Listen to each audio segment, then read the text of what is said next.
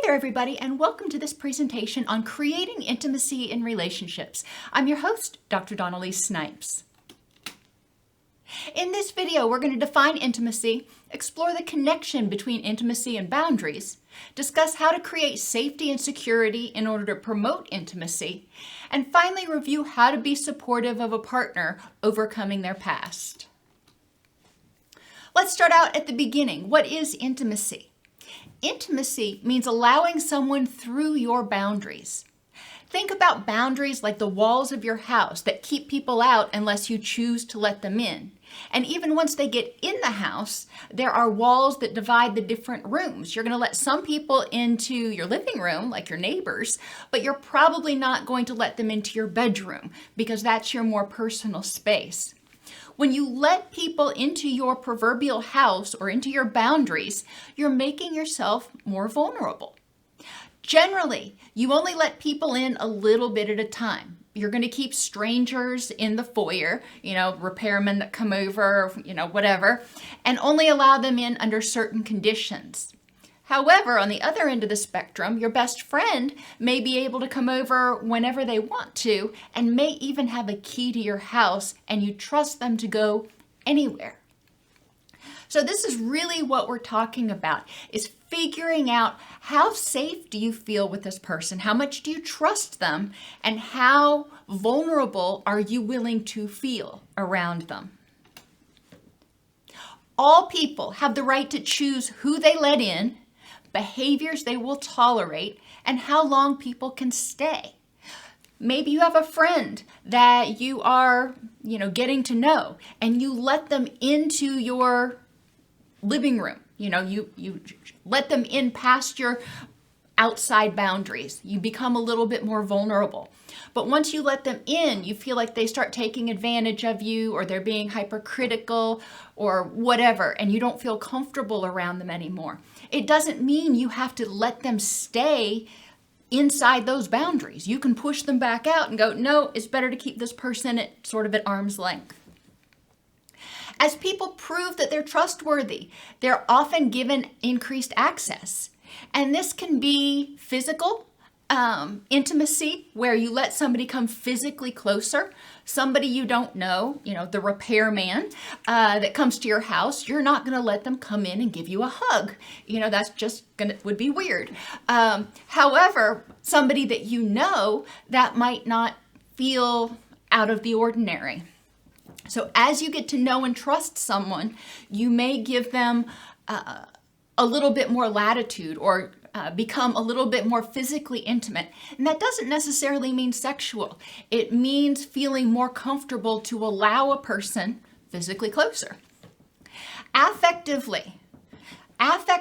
boundaries are when we share how we feel about something. Now, I may share with just about anybody, the coworker, the lady at the register, whomever, how I feel about the weather today. That is not very intimate. That's not intimate knowledge. I may only share with my best friends, however, how I feel about certain other, things like hot button topics like politics or religion or something else. Same thing with cognitively. I may share what I think about things, or my perception about, very benign things, with people who I have just met, or whom I've only known for a short period of time. But I may share my more deeper, intimate thoughts and thoughts about things that are more personal to me with people that I know better, whether they're people that, colleagues that I've worked with for years, or a clinical supervisor, or, my best friend. Environmentally, our environmental boundaries are our stuff. And again, you're going to let different people have access, more or less, to your stuff. And people who are strangers, you're not going to let have free roam of your house when you're not there. You're not going to let them into your bedroom where you've got your jewelry and, things that you wouldn't want them rifling through. They're pretty much restricted to the common area and maybe the bathroom. Once you get to know them and trust them, then they start gaining more access to other rooms in your house. Likewise, as far as personal intimacy goes, people that as you start to trust them more, you're going to feel more comfortable being around them and letting them be around you. You're not feeling like you've got to get all gussied up for them to come over. You know, if they come over and you're in your sweats and a ponytail, so be it.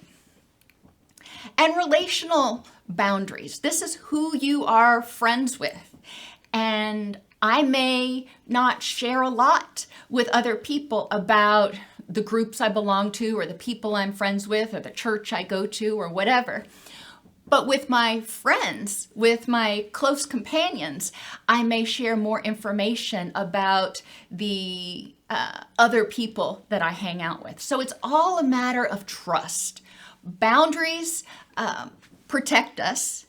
And as we start feeling like we can trust a person, we allow them into our house. We allow them to become more intimate with us, and we become more intimate with them, allowing them to see parts of us or know parts of us that the average person doesn't see or know. So think about, what do you share with anybody? You know, it might be something you share with a person when you're sitting on the bus going to work. What do you share with your friends? What do you share only with highly trusted people? Maybe this is your pastor or your grandparents or family. And how do people earn access? You know, thinking about how your friendships have developed. You meet somebody. I remember my best friend from college. You know, we met at school. And we would talk at school. We figured out we had some similar interests. Then we figured out we lived in the same apartment complex. And we started meeting at the pool. And we got to know each other a little bit better. And then gradually, we got to the point where we were inviting each other over to our houses. And eventually, we got to the point, again, where it was no call necessary. Just, you need something, show up. But that was a slow process based on developing trust. We would get to one level, you know, like to the point where we were meeting at the pool, but I didn't force myself to be invited to her house. She didn't force herself to be invited to my house. We respected each other's boundaries. And then at a certain point, one of us took the step and invited the other one in. You can also develop intimacy by creating those secure attachments. Even in adulthood, secure attachments are important, and you can do this with the mnemonic CRAVES. So be consistent. Ensure that your behaviors match your words and that your responses are consistent. If you say, I'm trustworthy, then be trustworthy. If you say that I respect your boundaries, then if somebody says no to something, then don't push them on it or try to manipulate them. Make sure that your behaviors match your words and that your responses are consistent. If you are eager to see somebody, you know, respond eagerly. You know, don't have it be a Jekyll Hyde thing where they're never sure which you is going to show up. Responsiveness. Respond to the person in a way that acknowledges and helps them meet their needs to feel safe and empowered in the moment. If the person is coming to you and they're sharing with you that they're upset about something or they're feeling scared about something, then being responsive, acknowledging how they feel and saying, how can I help you improve the next moment? What do you need from me? That is so important because that responsiveness indicates a willingness to be there for the person. Attention. Be curious about them. You don't want to always just sit back and wait for them to come to you. Be curious and ask questions when you are, you know, having coffee or getting to know each other. Ask graduated questions. And what I mean by that is the first day you meet them, you don't want them to tell you their deepest, darkest secrets. That's an invasion of their boundaries. You're trying to dive way into their house. Be curious. Where did you grow up? What do your parents do for a living? Get to know a little bit about them. Find some commonalities. In counseling, we call it reciprocal self-disclosure. So if they ask you about something, then it's probably fair game to ask them about the same thing. But you don't want to go too much more intimate or too much more private than that. And you just very slowly inch into knowing more about each other. V stands for validation. Acknowledge their feelings and thoughts as valid based on their experiences and the information they have. Even if you don't agree, if you've gone through the same experience and you're like, I don't see what this person's so stressed out about, but they are totally stressed out, that's okay. And again, with my friend from college, she had already gone through her dissertation defense. And so when I was getting ready to go through mine, I was freaking out. She had already been through hers and she's looking back at it going, oh, it's nothing. It's not a big deal. And I couldn't understand her perspective. However, she validated mine. She's like, I remember being terrified. And let me share with you some things that helped me get through it and that helped me feel less stressed about it. So she acknowledged my feelings and provided me additional information to help me get a different perspective. So I could see it a little bit more from her point of view, even though it totally didn't make the anxiety go away. Along with that, avoid toxic positivity, saying, oh, it's no big deal, you'll get through it. That does not acknowledge the person's stress. Instead of doing that, Stephanie acknowledged how stressed I was and said, I remember being that stressed. And, it is a really anxiety-provoking thing. However, you can get through it and I'll be here to support you as much as I can. E stands for encouragement. Encourage intimacy by asking permission and using that reciprocal self-disclosure. We want to encourage people to share about themselves. We want to encourage people to be authentic. And when they are, we want to provide reinforcement for that. We want to, and that goes along with support. We want to thank them, for example, when they share something with us that we think might have been difficult. We want to thank them for being supportive. We want to thank them for inviting us over to their house. Being polite and encouraging helps people feel safe because they recognize that you recognize the amount of vulnerability that they may have been experiencing. So I get this question a lot. How do I help somebody overcome their past? And the short answer is, you don't. The first thing, if you're having this thought in your head, explore your motives for wanting to change or fix them. This might ultimately represent another way the person has tried to, somebody has tried to take their power, and it may re-traumatize them. It's not your job to fix them. You can be supportive while they fix themselves if they want to fix themselves, but you don't fix them. Recognize any of their behaviors as communication and often a creative survival tool. If they get angry, if they lash out, if they withdraw, if they cry, whatever they're doing that you think is coming from their past, think of it in terms of how did that behavior help the person survive until now. And it doesn't mean that you have to tolerate it in your relationship. You can set your boundary and say, this is not working for me. But it has to be up to them to decide if they're going to choose another behavior. It's also important not to try to overinterpret or overanalyze, because that can feel very invasive. If you say, well, I think you're doing this because of this thing from your past, that can feel very invasive to someone who has experienced trauma. Understand that trauma impacts the whole person down to a neurobiological and sensory level.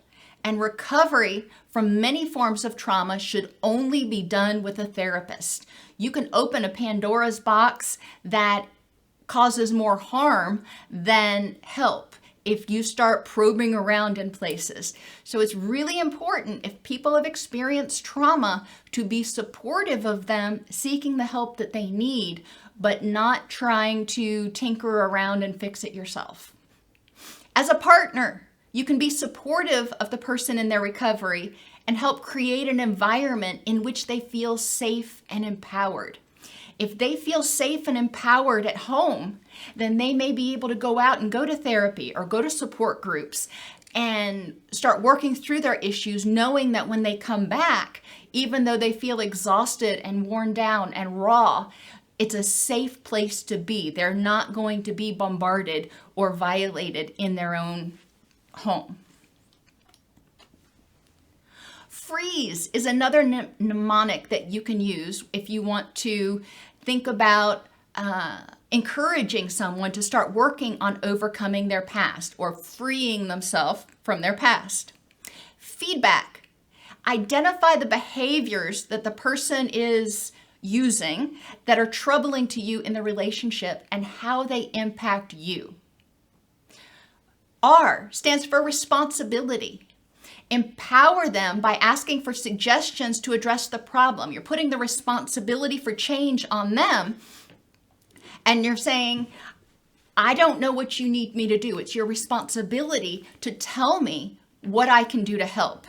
Whether it's emotional dysregulation, they go from being, fine or calm to being enraged, or there's a lack of trust, or there's suspiciousness, or whatever the behavior or behaviors are. You can identify them as problems for you. You can ask, what is it that I can do to help you feel safer and more empowered in this relationship? It's your responsibility to tell me what I need to do. I can't read your mind. E, empathize with how they feel. They may be overwhelmed, they may be terrified, they may be fearing abandonment, whatever they're feeling. I can't even begin to guess all the different feelings that a person might experience, but it's important to empathize with them about how they feel in the moment with you bringing this up. It could feel terrifying, it could feel liberating, it could feel overwhelming. I don't know, but use your common sense. Read their body language, listen to what they're saying, and be sensitive to their boundaries. If they start becoming extremely defensive, then that means they're feeling unsafe. So you need to back off a little bit. You've planted the seed, now back off. And maybe you can readdress it at another point if it's necessary, or even in couples counseling. Encourage, but don't force forward movement, such as going to therapy, and open communication about what they need. Reminding them that you cannot read their mind. You want to help, you want to be supportive, but you don't know what they need. You can't read their mind, and it's their responsibility to tell you. So encourage them to do this when they start getting upset. A lot of times people who've experienced trauma haven't had anybody to rely on. So they haven't developed that skill of asking for help.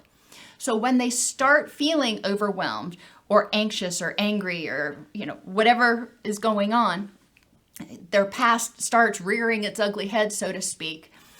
That's when you can very gently say, and very matter-of-factly say, I see you're upset right now.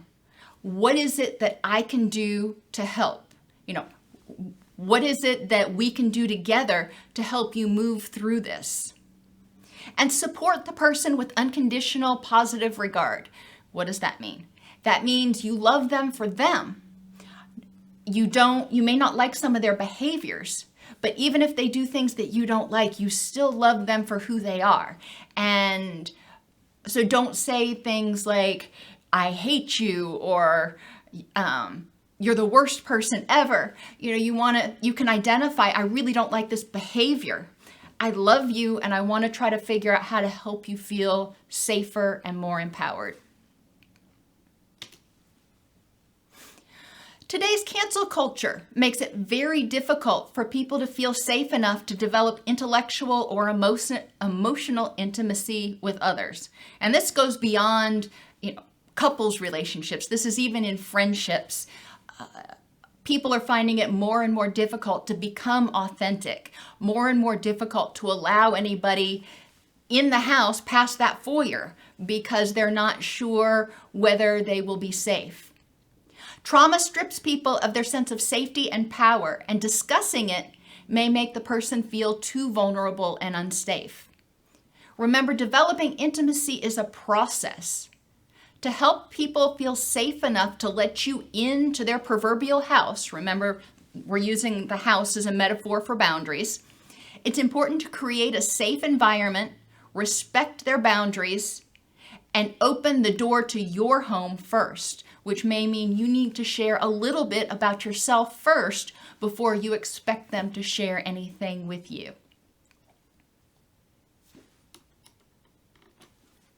You can learn more at DocSnipes.com/YouTube.